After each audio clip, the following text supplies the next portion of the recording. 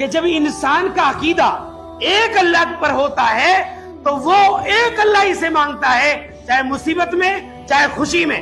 وہ کہتے ہیں کہ ایک آدمی تھا، وہ شیر نے اس کے اوپر حملہ کر دیا۔